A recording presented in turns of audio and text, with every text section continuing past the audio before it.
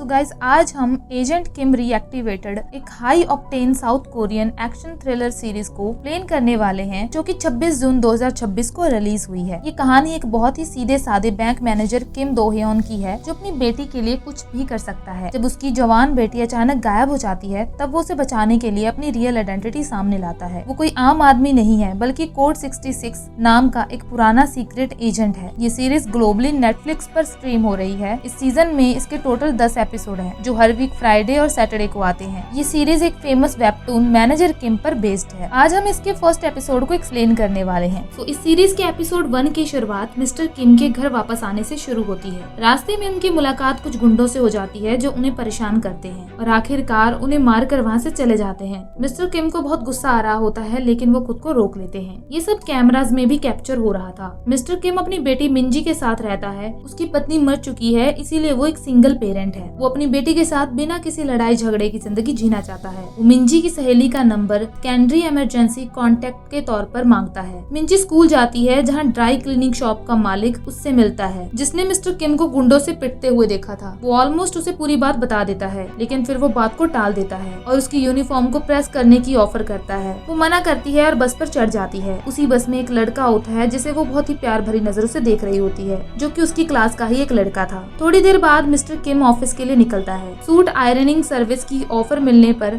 Mister किम मना करके अपनी बस पकड़ने चला जाता है। मिंजी की बस एक साइकिलिस्ट को रोड क्रॉस करते वक्त बहुत मुश्किल से बचाती है, जिससे बस के एकदम रुकने की वजह से वो घबराकर उस लड़के की बाहों में गिर जाती है और यहीं पर उन दोनों का एक प्यारा सा मोमेंट बन जाता है। मिस्टर किम की बस खूब भरी हुई होती है, लेकिन किसी तरह वो अपनी वर्क प्लेस सांगसेंग सेविंग्स बैंक पहुंच जाता है। वहाँ वो अपने बॉस के कॉर्पोरेट एक्सपेंस में एक गड़बड़ी नोटिस करता है, लेकिन उसका बॉस उसे डांटता है और कहता है कि इसे कंपनी के एक्सपेंस में डाल दो, जिसके बाद वो चुपचाप उनकी बात को मान लेता है। वो पिछली रात के गुंडों को याद करता है और कुछ सेल्फ डिफेंस आइटम्स ढूंढने लगता है। तभी उसकी एक कलीग सांगे पास आती है। वो उसे पूछती है कि क्या तुम ये अपने लिए ले रहे हो, जिसके बाद वो उसे बताता है कि मैं अपनी बेटी के लिए ये लेना चाहता हूँ, क्योंकि उसका बर्थडे आ रहा है। सांगे से कहती है कि वो मिंजी के बर्थडे के लिए कुछ अच्छा गिफ्ट ढूंढने में उसकी मदद करेगी। स्कूल में मिंजी को कुछ लड़कियां बहुत ज्यादा बुली करती हैं। वॉशरूम में मिंजी उन लड़कियों को स्मोकिंग करते हुए पकड़ लेती है। वो फिर से मिंजी पर कमेंट पास करती हैं, जिसके बाद मिंजी उन्हें कन्फ्रंट करती है। थोड़ी देर बाद हम मिस्टर किम और मिस्टर सांगे को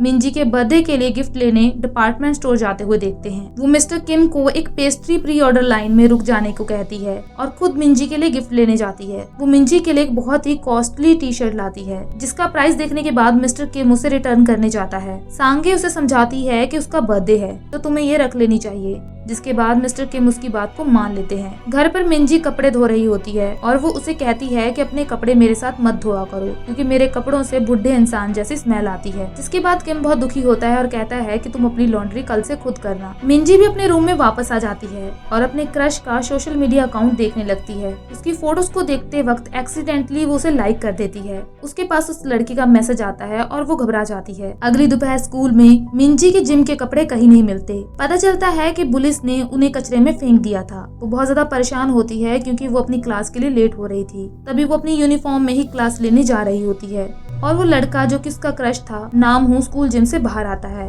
और उसे अपना स्वेटशर्ट दे देता है। पीई टीचर उसे प्रॉपर यूनिफॉर्म में ना आने की वजह से बहुत डांटते हैं और हैरी, जो कि नाम हूँ को पसंद करती थी, उसका ध्यान नेम टैग की तरफ खिंच जाता है। आगे हम दूसरे कैरेक्टर से मिलते हैं, एक ताइक्वांडो टीचर और एक पार्क जिनचुआल। जिनचुआल दूसरों की मदद करके बहुत खुश होता है। फिर वो एक सीक्रेट जगह पर जाता है, जहाँ पर वो कमरे को बंद कर लेता है और अंदर जाकर वीडियो गेम खेलने लग जाता है। ताइक्वांडो टीचर कई बार बाहर से दरवाजे को खटखटाते हैं, लेकिन कोई रिस्पांस ना मिलने की वजह से वो किक मारकर उसे तोड़ देते हैं। दोनों झगड़ते हैं और मिस्टर किम से मिलने की बात करते हैं। थोड़ी देर बाद हम उन्हें साथ में डिनर करते हुए देखते हैं। पार्क जिनचुआल ताइक्वांडो टीचर को अपनी यूनिफॉर्म बदलने को कहता है। यूनिफॉर्म के नीचे वो एक टी शर्ट पहने हुए होता है, जिस पर उसकी बेटी दाबिन का चेहरा और आई लव माई डॉटर लिखा होता है। पहले के वही गुंडे जो मिस्टर किम को उस रात मिले थे, वो भी उस डाइनर में आते हैं। तभी मिस्टर किम अपने दोस्तों को मनी एनवलप्स देता है और वहाँ से जाने की तैयारी करता है, क्योंकि वो कोई भी प्रॉब्लम खड़ी करना नहीं चाहता था, लेकिन ताइक्वांडो टीचर उसे रोकता है और कहता है कि थोड़ी देर और रुक जाओ। वो मिस्टर किम से साल में एक बार से ज्यादा मिलने की बात करता है और वो उसे समझाता है कि अपनी पत्नी की डेथ से बाहर आओ और एक बार फिर से अपने लिए जीना शुरू करो। तभी गुंडे वहाँ पर सीन क्रिएट करने लग जाते हैं। जब डाइनर का मालिक उन्हें बाहर जाकर स्मोक करने को कहता है, वो तीनों उनकी तरफ देख रहे होते हैं, जिससे गुंडे बहुत ज्यादा नाराज हो जाते हैं और वो उन्हें जाते वक्त प्रोवोक करते हैं। जिनचुएल इस प्रोवोकेशन को बर्दाश्त नहीं करता और उन गुंडों को बहुत ज्यादा पीटता है और ये सब कैमराज में भी रिकॉर्ड हो रहा था। जब दरवाजा टूट जाता है तो लड़ाई सड़क पर आ जाती है। अगली सुबह मिस्टर किम नामहू का स्वेटशर्ट नोटिस करता है। जब वो मिंजी से पूछता है तो मिंजी बहुत ज्यादा घबरा जाती है और स्वेटशर्ट को लेकर वहाँ से शर्मा कर निकल जाती है। मिस्टर किम को लगता है कि शायद वो उसका बॉयफ्रेंड है। स्कूल में वो किम नामहून को ढूंढती है और उसे उसका स्वेटशर्ट वापस करती है। साथ में शुक्रिया के तौर पर वो उसे स्ट्रॉबेरी मिल्क भी देती है। वो उससे सोशल मीडिया वाली घटना का जिक्र करता है, जिसके बाद वो मिंजी को पकड़ लेता है। ये वही लड़की है जिसने उसकी फोटो को लाइक किया था। वो उसे इंस्टाग्राम पर डीएम करता है, जिसके बाद वो शर्मा जाती है। हैरी और लड़कियां उन्हें बात करते हुए देख रही थी और उनका मूड बहुत ज्यादा बिगड़ जाता है। हैरी मिंजी को मारती है और उसे नीचा दिखाती है और बार बार एक माँ के बिना बच्चे से आने वाली सस्ती स्मेल का मजाक उड़ाती है, जिसके बाद मिंजी को बहुत ज्यादा गुस्सा आ जाता है और वो उनसे लड़ने लगती है और वो हैरी को काफी मारती है। तभी उसके बाद मिस्टर किम को स्कूल से कॉल आता है। जल्दी हमें पता चलता है कि हैरी का पिता जूहो कंस्ट्रक्शन का चेयरमैन है। वो बहुत बड़ा बिजनेसमैन है और उसके काफी स्ट्रॉन्ग कनेक्शंस हैं। उसके पिता मिस्टर जू एक प्रोजेक्ट के लिए असेंबली मैन शिन से मिल रहे हैं। वो इस प्रोजेक्ट पर बात करने के लिए एक स्पा में होते हैं, जहाँ हमें पता चलता है कि इस रीडेवलपमेंट प्लान के आगे जाने के बदले में इससे शिन के पॉलिटिकल करियर को फायदा होगा। दिलचस्प बात ये है कि मिस्टर जू की पीठ पर कंधों पर दागों के निशान होते हैं।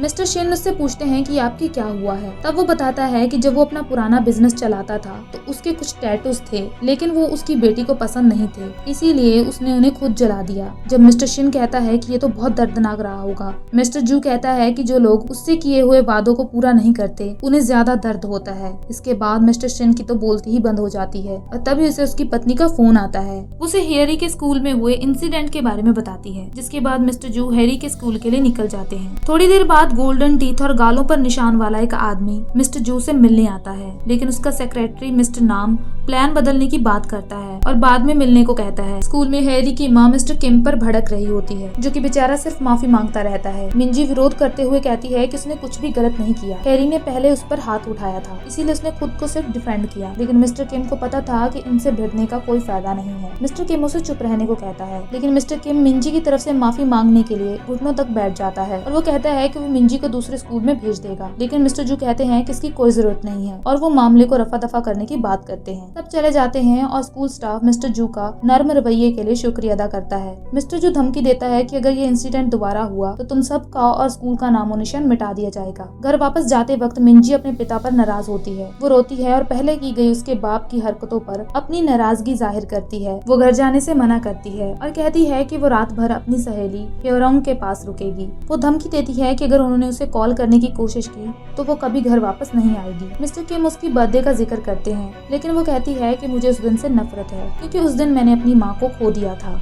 मिस्टर किम अपनी पत्नी की याद में एक फ्यूनरल पार्लर में चले जाते हैं। वो अपनी पत्नी के साथ एक कन्वर्सेशन को याद करते हैं जब वो मिंजी से प्रेग्नेंट थी। वो हनी सकल्स को अपने पसंदीदा फूल बताती है क्योंकि वो मोहब्बत और वफादारी की निशानी है। वो अपनी मरहूम पत्नी से माफी मांगता है। जब वो घर पहुंचता है तो वो मिंजी के बेडरूम में जाता है। मिंजी एक बिजी स्ट्रीट में चल रही होती है और तभी उसे नामहूं का मैसेज आता है कि स्कूल के पिछले गेट पर आ जाओ क्योंकि उसे कुछ बात करनी है। मिस्टर किम मिडनाइट होने का इंतजार करता है और मिंजी को कॉल करता है, लेकिन वो जवाब नहीं देती। हम देखते हैं कि वो कहीं बेहोश पड़ी है। मिस्टर किम मिंजी की धमकी याद करता है कि अगर उसने कॉल करने की कोशिश की तो वो कभी वापस नहीं आएगी, इसीलिए वो अगली सुबह तक इंतजार करता है। लेकिन जब उसका फोन नहीं लग रहा होता तो वो उसकी सहेली को कॉल करता है और उससे पूछता है कि क्या मिंजी तुम्हारे साथ थी, जिसके बाद वो मना कर देती है। वो स्कूल में जाकर पूछता है, लेकिन वो वहाँ भी नहीं थी। मिस्टर किम को एक कंस्ट्रक्शन साइट की तरफ जाते हुए खून के निशान मिलते हैं और वहाँ खून का एक धब्बा भी मिलता है। उसे वहाँ हैरी का हेयर टाई भी मिलता है। बारिश शुरू हो जाती है और थोड़ी देर बाद हैरी एक गुंडे के साथ आती है। मिस्टर किम दोनों का सामना करता है और हैरी से अपनी बेटी के बारे में पूछता है, लेकिन गुंडा बार बार मिस्टर किम को मारने की कोशिश कर रहा था। लेकिन मिस्टर किम उसके हमले से बच जाते हैं और हैरी से हेयर टाई के बारे में पूछते हैं। तभी गुंडा मिस्टर किम के कपड़े फाड़ देता है, जिसके बाद वो गुंडा भी हैरान हो जाता है क्योंकि मिस्टर किम की बॉडी पर ढेर सारे जख्मों के निशान होते हैं। एक छोटी सी फ्लैशबैक में हमें दिखाया जाता है कि मिस्टर किम बॉस पर गन पॉइंट कर रहा था और तुरंत उन्हें डिस्चार्ज करने की मांग करता है। वो कोड नेम